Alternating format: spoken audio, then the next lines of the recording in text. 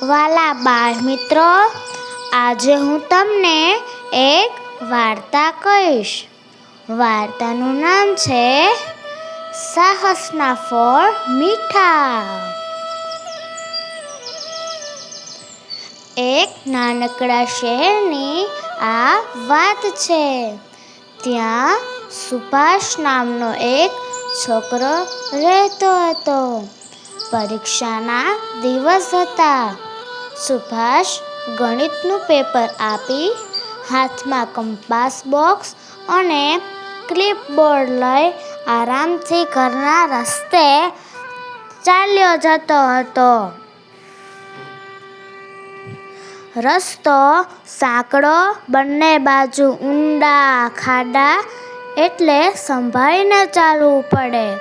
સુભાષથી થોડે દૂર આગળ તેની જ સ્કૂલની 7-8 વર્ષની બે છોકરીઓ જઈ રહી હતી. અચાનક પાછળથી એક મોટર કાર આવી અને એ બંને છોકરીઓની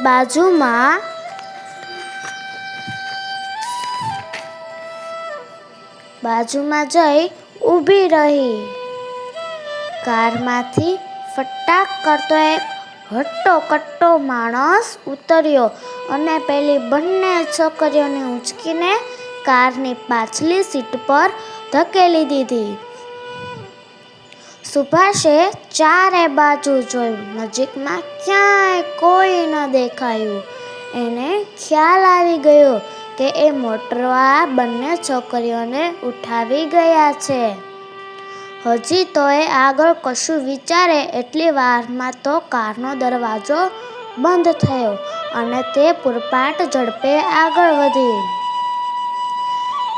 એ જ સમયે સામેથી ગાયોનું એક મોટું ઘણ આવ્યું, એટલે કાર ઊભી રહી.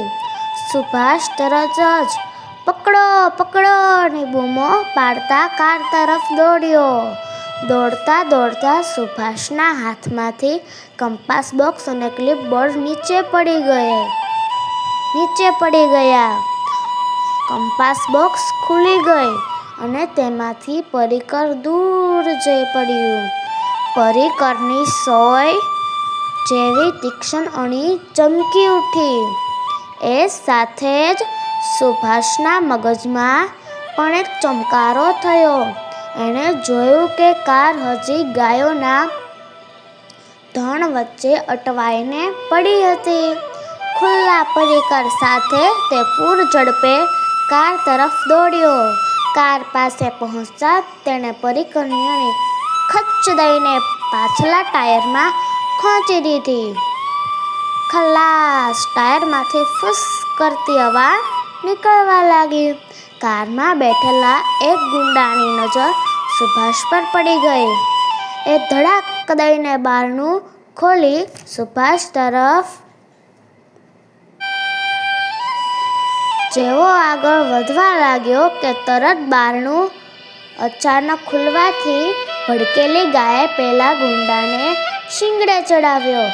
ગુંડો પડ્યો ખાડામાં અને તેના હાથમાંથી પિસ્તોલ પડી સુભાષની બાજુમાં. પોતાના સાગીરતને બચાવવા કારની અંદરના બંને ગુંડા બહાર આવે એટલી વારમાં તો સુભાષે પિસ્તોલ હાથમાં લઈ લીધી. એણે બંને સામે પિસ્તોલ તાકી જોરથી બૂમ મારી, ખબરદાર! જો સહેજ પણ હાલવા ચાલવાની કોશિશ કરી તો જાનથી જશો. ત્યાં તો ગાય સાથેના બે ગોવાળ તથા થોડે દૂરના મકાનોમાંથી લોકો ત્યાં દોડતા પહોંચી ગયા. એ બધાએ હાથમાં જે મળ્યું તેનાથી ગુંડાઓને ટીપવાનું શરૂ કરી દીધું. થોડી વારે ત્યાં પોલીસ પણ આવી પહોંચી. લોકોનો માર ખાઈને ઢીલા ઢસ થઈ ગયેલા પેલા 3 ગુંડાઓને પકડી લીધા. પ્રજાસત્તાક દિવસની પરેડમાં સુભાષને દિલ્હી બોલાવીને રાષ્ટ્રપતિએ તેને એવોર્ડ આપ્યો. જોયું ને, ખાતરી થઈ ને કે સાહસના ફળ મીઠા હોય છે. વાલા બાળકો, જો તમને આ વાર્તા ગમી હોય તો અમારી ચેનલને લાઈક કરો, શેર કરો અને સબસ્ક્રાઈબ કરો.